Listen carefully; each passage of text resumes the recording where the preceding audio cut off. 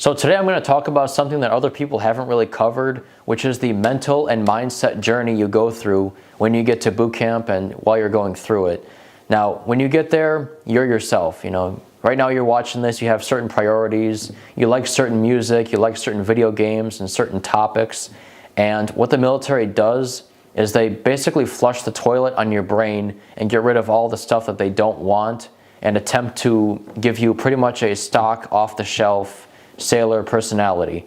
Now, I'm talking about Navy boot camp, but I'm sure it goes for every boot camp.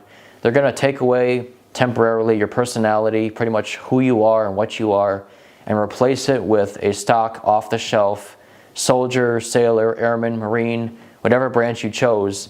That's the personality they're going to program into you. Now, what that process actually looks like is, you get there, you came on the plane from, maybe you came from the East Coast, maybe you came from the West Coast, but for Navy boot camp, you get to Great Lakes, Illinois, which is the middle of the country. And so as soon as you get there, you're maybe jet lagged, you're maybe, possibly just not used to that time zone and the sleep schedule for that time zone. Some of you even came from like Alaska and Hawaii, and you get to Illinois and you're just like completely thrown off sleep schedule wise. Well, it's not going to matter, because when you get there, they're going to keep you awake for 2 or 3 days, and they're going to use that time to do what they're supposed to do, which is process you into the military. They take your height and weight, drug tests, urinalysis, all that stuff. They get you into the military. And during that 2 or 3 days that you're awake, you're just put into this environment you've never been put into before, unless you went to jail maybe. And I'm not saying that in a negative way to the Navy. Like, this is all necessary because you have a whole spectrum of people that are just from all different backgrounds, all different parts of the country, that maybe if you put them into a room at first, they're not going to get along. But there, they find a way to get everybody together, they work together, and they get along. And I'm not even trying to be dramatic about this. And I'm also not trying to say it in a negative way, because I understand that all of this is necessary to take a bunch of people, some of which need to be lifted because they really have low self-esteem and stuff.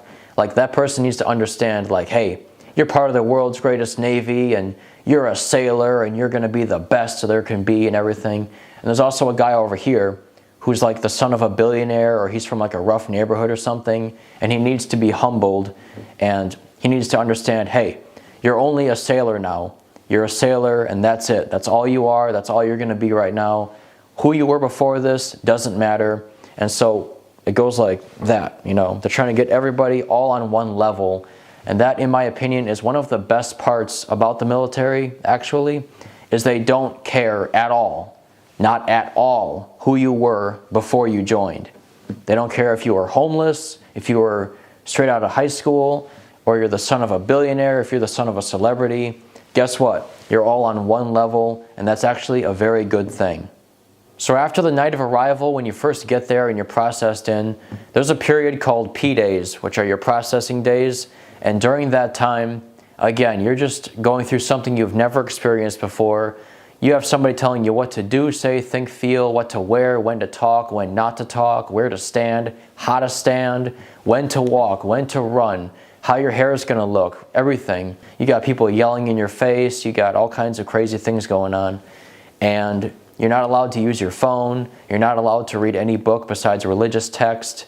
It is so different, and your body and your brain might not know how to handle it at first. You're really not going to have to worry about what your hair looks like at all anyways, because you're shaved bald by this point, and you're going through the training, and at the same time that you're just going about your work, you don't really feel different necessarily. You probably just feel scared.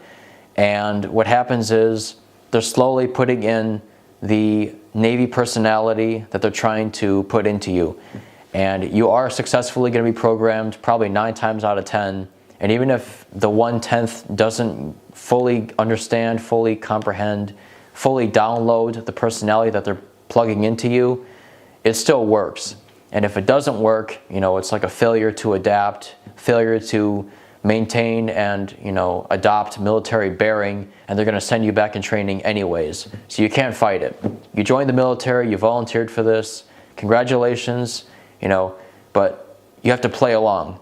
And it's not playing for 9 times out of 10, but you have to adopt military bearing and the sailor personality that they're trying to download into you.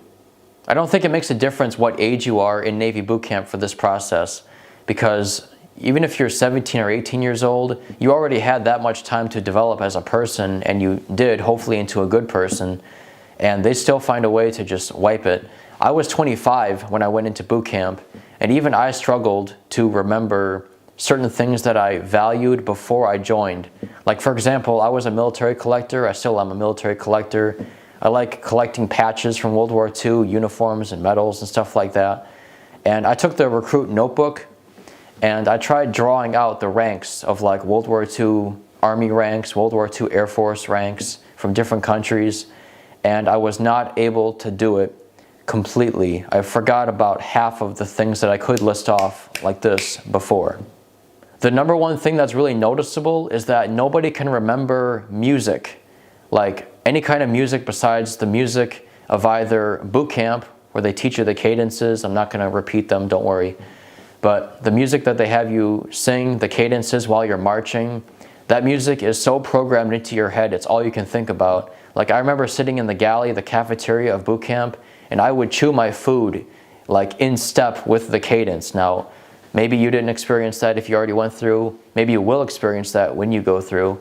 But that was really weird, and I couldn't stop. Now, nobody can remember any music besides that cadence music that they give you. Besides, some people could remember Christmas music for some reason. Now, I don't know why, but you can't remember Michael Jackson, you can't remember Prince or the Beatles or anything like that.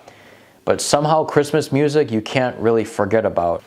But we could remember Christmas songs, so we could sing Jingle Bells, but you can't remember other artists. But I could for some reason. I don't know why, but the first song that anybody else could remember besides me was the song Safe and Sound, and he couldn't remember the lyrics to it, so I kind of helped him out with that. But you cannot remember classic music, you can't remember modern music, you can't remember any music besides Christmas music maybe, and the cadences that they really pound into your head. There's a lot of stuff that you don't think about at all anymore that you used to think about all the time. Like I already mentioned the hobby that I had, but like video games and movies and other things, games you played, board games, you know, everything, school, who you were, what you were doing before that.